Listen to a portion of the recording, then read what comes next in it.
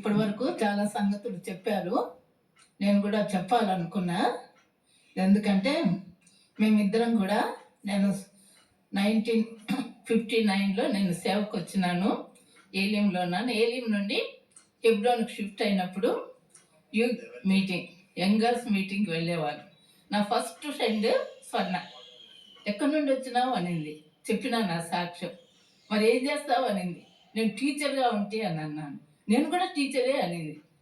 అంటే ఆ విధంగా మేము మొదటి స్నేహితులు. నన్ను ఎక్కువ ఎంకరేజ్ చేసింది Swarna. Youngers meeting sister Lockett, sister Walgreen అనేవాళ్ళు ఉండేవాళ్ళు. వాళ్ళ ద్వారా నేను ఆత్మీయంగా ఎంతో బలం పొందినప్పుడు స్వర్ణ నాకు ఫస్ట్ ఫ్రెండ్ కనుక మేమిద్దరము చాలా సంగతులు నాకు అంటే దేవుని మందిరంలో తనే నేర్పించింది చాలా సంగతులు. అంటే మళ్ళీ తర్వాత చెప్పింది కదా, మన ఇద్దరం సండే క్లాస్ తీసుకుందామా అనింది. తీసుకుందాంలే అని చెప్పిన. అంటే నాకు తెలియదు సండే క్లాస్ తీసుకునేది అన్న.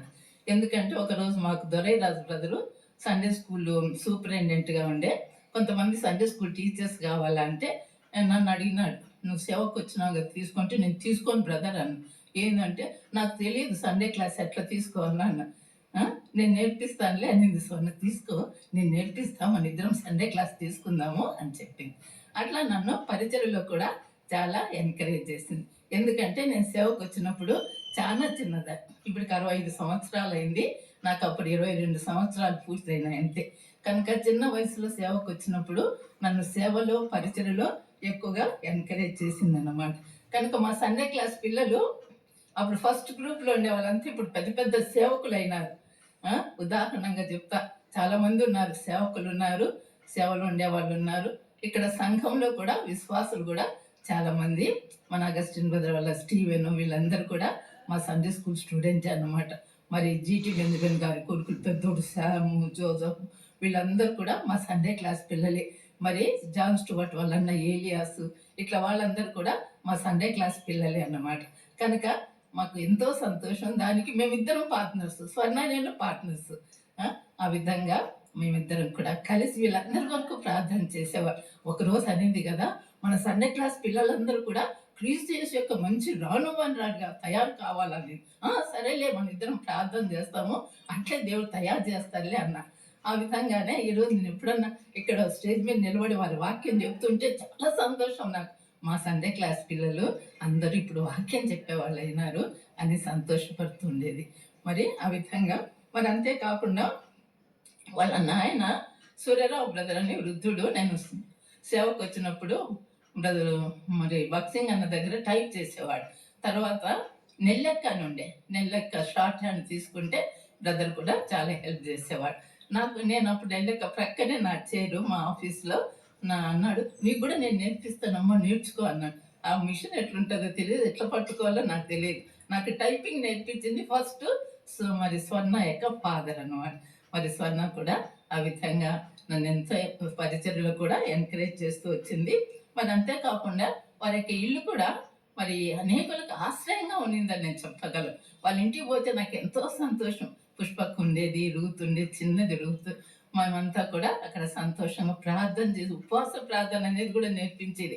ఏమనంటే మనం ఉపవాసం ఉండి ప్రార్థన చేస్తే మన సమస్యలన్నీ తీరుతాయి. మనం పిల్లల కొరకు మరి అక్కర్లో ఉన్నటువంటి వారి కొరకు ప్రార్థన చేస్తాం. ఇట్లా పర్సనల్గా నా పక్షంగా నేను సేవకు వచ్చినప్పుడు చిన్న వయసులో నన్ను ఎంతో ఎంకరేజ్ చేసింది స్వర్ణ. మరి ప్రభు మరి తన సమయం అయింది, ప్రభు తీసుకున్నారు. ఫీబీ లాగా మందిర పరిచర్యలో కూడా చాలా పని చేసిందని ఇంతవరకు సౌమ్యకు కూడా చెప్పారు. ఎందుకంటే దేవుని మందిరంలో చాలా చేసింది. యూత్ క్యాంప్స్ కానీ కాన్వకేషన్స్ కానీ జరిగినప్పుడు కూరగాయలు యొక్క స్వీపింగ్ పార్టీ లీడర్గా ఉండి పిల్లలంతా కూడా వాషింగ్ వేసేసి కష్టమైనటువంటి పనులు దినమంతా మందిరంలో ఉండేది. ఆ యొక్క క్యాంప్స్ వచ్చిన కాన్వకేషన్స్ వచ్చిన కష్టపడి పని చేస్తుంది, చేపిస్తుంది.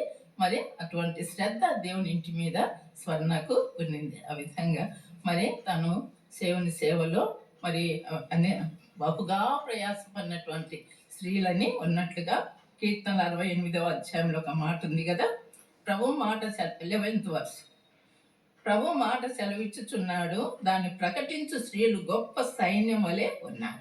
కనుక ఆ విధంగా మరి ప్రకటించేటువంటి స్త్రీలలో మరి వాక్యము ప్రచురించేటువంటి స్త్రీలలో, ప్రార్థించినటువంటి స్త్రీలలో, మరి ఒక స్త్రీగా ప్రభు కొరకు ప్రయాసపడినటువంటి స్త్రీలలో ఒక స్త్రీగా స్వర్ణ ఉండింది అని నేను సాక్ష్యం ఇవ్వగలను. మరి 1 కొరింథీ 15:58లో కూడా మరి మనకున్నట్లుగా మరి బహుగా ప్రయాసపడినటువంటి స్త్రీ, శక్తి వంచన లేకుండా ప్రభు కొరకు మరి దేవుని ఇంట్లో సేవ చేసినటువంటి సహోదరి. మరి కొంతకాలం ఉండి కొంత బలహీన స్థితిలోనికి వచ్చింది. మరి ప్రభు సమయం అయింది కనుక ప్రభువు ఆమెను తీసుకున్నారు. నా వయసు తన వయసు ఒకటే, నా వయసు తన వయసు. నాకు కూడా ఇప్పుడు 86, తనకు కూడా 86. మన ఇద్దరం ఒకటేలే అనుకున్నాం. ఒకరం మరి వెనక ముందు పోతామేమో. I'm ready to meet my lord కనుక తను కూడా ప్రభు దగ్గరికి వెళ్ళింది.